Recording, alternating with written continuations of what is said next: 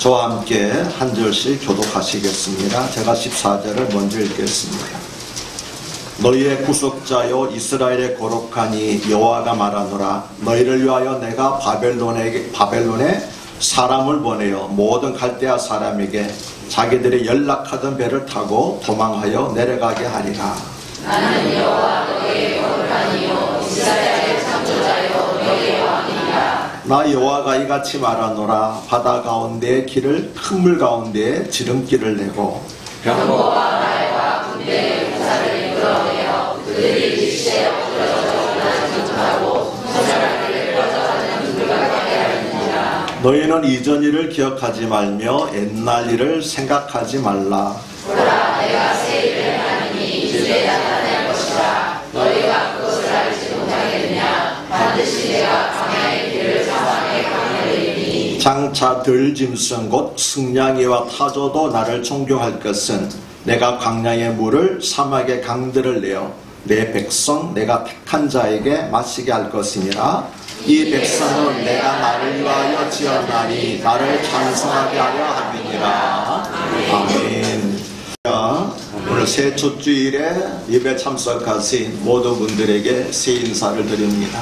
여러분 새해 복 많이 받으십시오. 새해 복 많이 저 서로에게 우리 축복하겠습니다. 새해 복 많이 받으십시오. 건강하시고 모든 일이 잘 되시기를 바랍니다.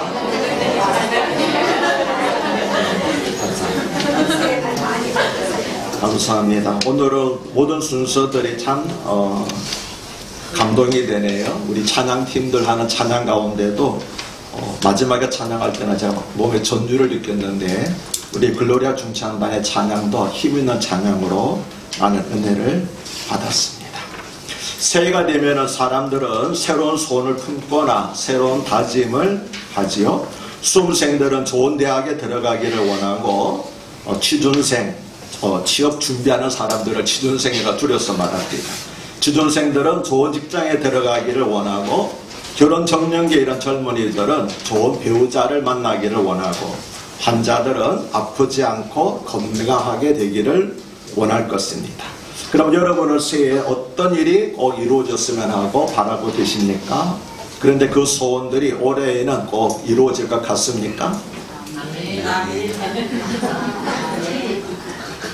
많은 분들이 지금 바라고 있는 소원이 꼭 이루어질 것이라는 확신을 갖지 못하는 이유는 자기 자신이 그 일을 이루는 것이라고 생각하기 때문입니다. 수능도 내가 보고 취직도 내가 하고 배우자도 내가 구하고 건강도 내가 얻는 것이라고 생각합니다. 그런데 하루아침에 실력이 느는 것이 아니고 좋은 직장에 들어갈 만한 스펙이 갑자기 생기는 것도 아니고 결혼할 자금이 있는 것도 아니고 또 지금까지 고치지 못한 지병이 올해라고 고쳐질 것 같지도 않으니까 결국 이 모든 것은 불가능한 일이다. 그저 소원일 뿐이라고 체념하는 분들이 많이 있을 것입니다. 이스라엘 백성들도 그렇게 생각했습니다. 방금 우리가 함께 읽은 성경 구절은 하나님께서 바벨론으로 포로가 되어 끌려간 이스라엘 백성들에게 하신 말씀입니다. 이스라엘 선지자는 성령의 감동으로 장차 이스라엘 백성들이 포로가 되어 끌려갈 것과 그리고 다시 고국으로 돌아올 것을 예언하였습니다. 그리고 이와 같은 이사야 예언은 약 100여 년 후에 그대로 이루어졌습니다. 이사야는 주전 690년경에 이 예언을 하였는데 유다 왕국은 실제로 주전 587년 약 100년 후에 바벨론 제국에 의해서 멸망을 당하고 말았습니다. 그렇다면 100년 전에 예언한 이사야 예언이 그대로 이루어졌으면 포로에서 풀려나서 다시 고국으로 돌아갈 것도 믿어야 할 텐데 그렇지가 않았습니다. 왜냐하면 현실적으로 불가능했기 때문입니다. 우선 바벨론에서 이스라엘까지의 거리가 800km나 되었습니다. 서울에서 부산까지의 거리가 325km이니까 서울과 부산을 왕복하는 거리보다도 더 멀었습니다.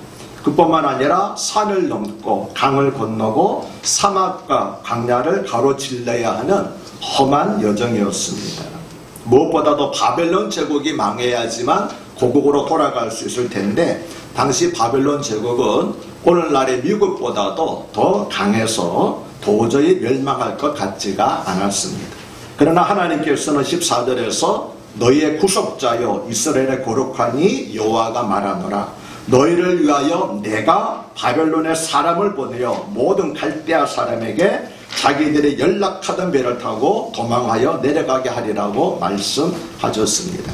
여기서 하나님께서는 자신을 가리켜서 너희의 구속자라고 하셨습니다. 구속자는 노예나 포로로 된 사람을 대신 몸값을 지불하여 자유롭게 해주는 사람을 가리켜서 구속자라고 합니다.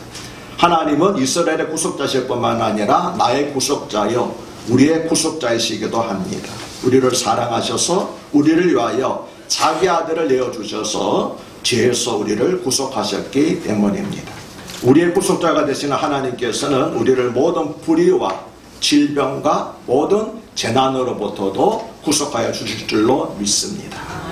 그리고 하나님께서 바벨론에 보내시겠다고 한 사람은 페르시아 제국의 초대 왕인 고레스를 가리킵니다. 고레스는 성경보다도 세계 역사에서 더 많이 알려진 유명한 사람입니다. 역사책에서는 키루스 대제라고 알려져 있습니다.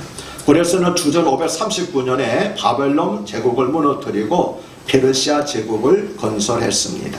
그런데 구약성경 역대하 36장 23절을 보면 고레스는 페르시아 제국을 건설한 후에 하늘의 신 여호와께서 세상 만국을 나에게 주셨다고 고백했습니다. 누구 주셨다고요? 하늘의 신 여호와 이스라엘 하나님께서 나에게 세상 만국을 주셨다. 잘 아시는 고레스는 페르시아 사람입니다. 유대인이 아닙니다. 이방 사람입니다. 그런데 뭐라고 고백합니까? 하늘의 신 여호와께서 나에게 세상 만국을 주셨다고 그런 고백을 했습니다. 그 다음 갈대아 사람은 바벨론 제국을 통치했던 바벨론 남부의 주민들을 가리키고 연락하던 배는 잔치하던 배를 의미합니다. 실제로 바벨론 제국의 귀족들이었던 갈대아 사람들은 고레스의 침공을 받자 서로 먼저 도망가기 위해서 배에 오르려고 아우성을 쳤다고 합니다. 하지만 바벨론으로 끌려가 있던 이스라엘 백성들은 장차 이런 일이 일어날 것이라는 사실을 믿지 않았습니다. 막강한 바벨론 제국이 무너진다는 것은 상상할 수 없는 일이었기 때문입니다. 그래서 하나님께서는 출애굽 당시 이집트의 군대를 물리치신 일을 상기시켜줬습니다. 16절과 17절에 나 여호와가 이같이 말하노라. 바다 가운데 길을 큰 물 가운데 지름길을 내고 병거와 말과 군대의 용사를 이끌어내어 그들이 일시에 엎드러져 일어나지 못하고 소멸하기를 꺼져가는 등불 같게 하였느니라 말씀은 바로 출애굽 사건을 말합니다. 16절은 홍해가 갈라진 것을 말하고 17절은 이스라엘 백성을 추격하여 홍해로 뒤따라갔던 이집트의 군대가 다시 바닷물에 회복되는 바람에 다 물속에 빠져서 전멸한 그런 일을 말하고 있습니다. 이 사건은 주전 약 1450년경에 있었습니다. 당시 이집트도 주전 600년경에 바벨론처럼 세계 최강의 나라였습니다. 따라서 하나님께서 이집트 군대를 홍해에서 몰살시키신 것은 하나님의 위대하심과 전능하심을 온 세상에 선포하신 그런 일이었습니다. 그러므로 하나님께서 16절과 17절에서 하신 말씀은 이집트 군대를 무너뜨린 내가 바벨론의 군대를 무너뜨리지 못하겠느냐고 하신 것이었습니다. 그런데 18절에서 하나님께서는 너희는 이전 일을 기억하지 말며 옛날 일을 생각하지 말라고 말씀하셨습니다. 여기서 하나님께서 기억하지도 말고 생각하지도 말라고 하신 이전 일과 옛날 일이 무엇인가에 대해서는 두 가지 해석이 있습니다. 하나는 출애굽 사건을 가리킨다는 것이고 다른 하나는 바벨론에서의 고난을 가리킨다는 것인데 이 두 가지 해석이 다 가능한 해석입니다. 하나님께서 이전 일을 기억하지 말며 옛날 일을 기억하지 말라고 하신 까닭은 하나님께서 새 일을 행하실 것이기 때문입니다. 그 새 일은 옛날에 이집트에서 노예로 살고 있던 이스라엘 백성들을 구원하여 가나안 땅에 들어가 하신 것처럼 바벨론에서 포로로 살고 있던 이스라엘 백성을 구원하여 고국으로 돌아가게 하시는 것이었습니다. 이처럼 출애굽과 출바벨론 두 사건 사이에는 공통점과 차이점이 있습니다. 공통점은 하나님께서 당시 세계 최강의 나라를 상대로 하여 자기 백성을 구출해 내신 것입니다. 차이점은 출애굽은 홍해라고 하는 자연을 통해서 이스라엘을 구원하신 것이고, 출바벨론은 고레스라는 사람을 통해서 이스라엘을 구원하신 것입니다. 달리 말하면 출애굽 사건은 홍해라는 자연을 통해서 애국 군대를 멸하신 것이고, 그리고 출바벨론은 고레스라고 하는 사람을 통해서 바벨론 군대를 멸하신 것이었습니다. 이처럼 하나님께서, 역사해 주신 하나님께서는 때로는 자연을 통해서, 때로는 사람을 통해서 자기 백성을 구원하시는 것을 우리에게 보여주십니다. 그리고 하나님께서 섭리 가운데 사용하시는 사람은 모세라고 하는 하나님의 백성일 수도 있고, 고레스라고 하는 이방인일 수도 있습니다. 여러분이 잘 아시는 것처럼 우리 교회에 김호 교수를 통해서 승합차를 주신 것도 어떻게 보면 하나님께서 이방인을 들어서 사용하신 경우라고 말씀드릴 수 있겠습니다. 출애굽과 출바벨론 사건의 또 하나의 차이점은, 출애굽 때는 홍해를 건넜지만 출바벨론 때는 광야와 사막을 건넌 것입니다. 그래서 어떤 분은 그렇다면 출애굽이 더 어렵겠네요 라고 말할지 모르겠습니다. 하지만 둘 다 인간적으로 불가능한 일이라는 것은 꼭 같습니다. 출애굽 당시 이스라엘 백성이 건넌 곳으로 알려진 수에즈만은 깊이가 20-30m 정도이고 폭은 10km 정도입니다. 어떻게 이곳을 배가 없이 건너갈 수 있겠습니까? 그리고 바벨론에서 이스라엘까지는 앞에서 말씀드린 것처럼 장장 800km에 이릅니다. 더구나 어린아이를 데리고 사막과 강야를 가로지르는 여정이었습니다. 어떻게 이런 먼 길을 무사히 갈 수 있겠습니까? 그래서 하나님께서는 19절에서 반드시 내가 광야의 길을, 사막의 강을 내겠다고 하셨고, 20절에서는 내가 광야의 물을, 사막의 강들을 내어 내 백성 내가 택한 자에게 마시게 할 것이라고 말씀하셨습니다. 하나님은 출애굽 당시에 이스라엘 백성을 구름 기둥과 불 기둥으로 인도하시고 반 속에서 생수를 내셔서 이스라엘 백성들이 충분히 마시게 하셨습니다. 그런데 하나님께서는 동일한 역사를 바벨론에서 이스라엘로 돌아가는 이스라엘 백성들에게도 행하시겠다고 약속하신 것이었습니다. 바로 여기에 하나님께서 너희는 이전 일을 기억하지 말며 옛날 일을 생각하지 말라고 하신 이유가 있는 것입니다. 바벨론의 포로가 되어 끌려간 이스라엘 백성들은 출애굽의 하나님은 지금 어디에 계시는가? 라고 한탄하며 좌절하였을 것입니다. 그에 대해서 하나님께서는 내가 다시 너희들에게 출애굽과 같은 일을 행하겠다라고 말씀하신 것입니다. 그래서 이제 너희는 더 이상 출애굽 사건을 말하지 아니하고 너희가 직접 경험한 출바벨론 사건을 말하게 될 것이다라고 하신 것입니다. 하나님께서 출애굽 사건과 출바벨론 사건을 성경에 기록하게 하신 이유도 영원히 살아계신 하나님께서 오늘 우리에게도 그와 같은 일, 아니 그보다 더 큰 새 일을 행하실 것이기 때문입니다. 성경 우리가 믿는 하나님은 어제나 오늘이나 내일이나 영원히 변함이 없는 분이시라고 증언합니다. 이것은 하나님의 약속과 성품만을 말한 것이 아닙니다. 하나님께서 능력으로 역사하시는 것과 하나님은 새 일을 행하시는 분이라는 사실도 영원히 변함이 없습니다. 아멘이십니까? 그런데 하나님께서 행하시는 새 일은 이전에 없었던 전혀 새로운 일이 아닙니다. 하나님께서 행하시는 새 일은 이전에 행하셨던 일과 비슷하지만 더 크고 놀라운 일을 가리켜 말할 때 새 일이라고 말하는 것입니다. 그 일은 바로 자기 백성을 어떤 억압이라든지 어떤 원수의 손이라든지 반드시 건져내어서 구원하셔서 약속과 축복의 땅에 이르게 하시는 것, 그것이 하나님께서 항상 행하시는 새 일이라는 것을 기억하시길 바랍니다. 하나님께서는 주전 1500년경에 첫 일을 행하셨습니다. 출애굽이 바로 그것입니다. 그리고 그로부터 약 1000년 후에 다시 그 일을 행하셨습니다. 출바벨론이 바로 그것입니다. 그리고 그로부터 약 500년 후에 다시 그 일을 행하셨습니다.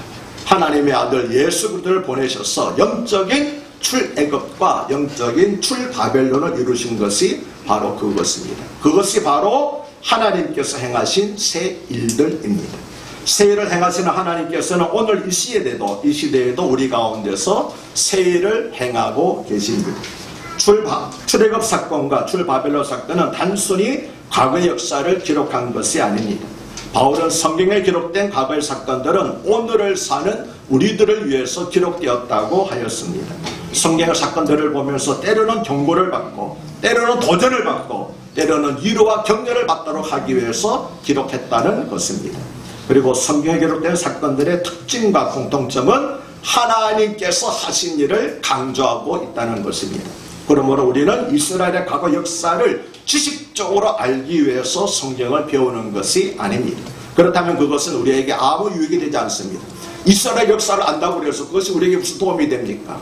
중국 역사를 안다고 해서 우리에게 도움이 되지 않는 것과 꼭 같습니다. 우리가 성경에 기록된 과거 역사를 배우는 것은 하나님께서 하신 일을 깨닫는 것입니다. 왜냐하면 하나님께서는 동일한 역사를 오늘을 사는 우리들에게도 행하고 계시고 행할 것이기 때문입니다.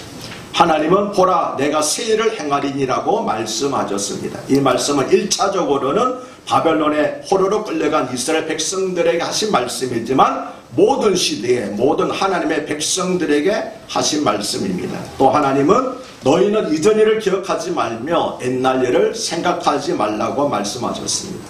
여기서 이전 일과 옛날 일은 출애굽 사건과 바벨론에서의 고난을 가리킨다고 말씀드렸습니다. 이 말씀은 옛날에 좋았어라고 하거나 내가 결혼하기 전에는 참 열심히 교회를 다녔는데 라고 말하지 가거지향적으로 말하지 말라는 것입니다. 또 출애굽의 하나님은 지금 어디에 계시는가라고 단식하지 말라는 것입니다. 또 내가 어떻게 이 처지에서 벗어날 수 있어라고 체념하지 말라는 것입니다. 또 작년에도 이렇게 살았는데 올해라고 달라질까라고 의심하지 말라는 것입니다. 왜냐하면 우리가 믿는 하나님은 새 일을 행하시는 전능하신 하나님이시기 때문입니다. 우리는 새 일을 행하지 못합니다. 그래서 솔로몬이 전도서에서 말한 것처럼 해 아래는 새 것이 없습니다. 하지만 전능하신 하나님은 새 일을 행하시는 하나님이 있습니다. 그리고 오직 전능하신 하나님만이 우리를 위해서 새 일을 행하실 수 있습니다. 성경 뭐라고 말합니까? 하나님께서 내가 진심에서 새 일을 행한다고 말씀하지 않습니다. 내가 너희를 위하여서 새 일을 행하리니라고 말씀을 하셨습니다. 하나님께서 오늘도 우리를 위해서 우리를 구원하시기 위해서 우리를 축복과 약속의 땅에 이르시기 위해서 새 일을 행하고 계시는 줄로 믿으시기를 바랍니다. 아멘. 마지막 21절은 이 백성은 내가 나를 위하여 지었나니 나를 찬송하게 함이니라고 하나님께서 새 일을 행하시는 이유를 말씀합니다. 그렇습니다. 하나님께서 포로된 이스라엘 백성들에게 새 일을 행하신 이유는 하나님을 찬송하게 하려 하심이었습니다. 하나님께서 단식하며 낙심하고 있는 우리들에게 새 일을 행하시는 이유도 하나님을 찬송하게 하려 하심입니다. 지금 나의 형편과 처지가 너무 힘들어서 하나님을 찬송하기가 어렵습니까? 찬송하고 싶어도 내가 너무 마음이 답답한데 찬송이 나오지 않습니다. 억지로 찬송하려고 해도 찬송이 나오지 않습니까?